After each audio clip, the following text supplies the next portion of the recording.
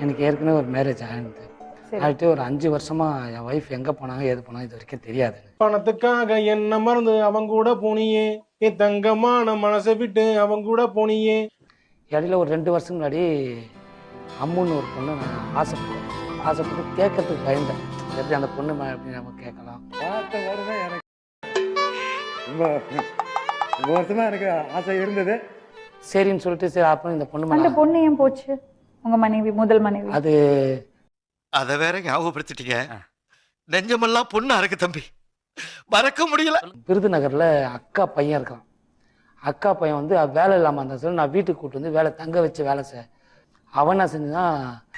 ஐயோ டேய், அவன் தான்டா இன்னைக்கு பெரிய வேலை பார்த்து விட்டு போயிட்டான். என்னனே செஞ்சான்.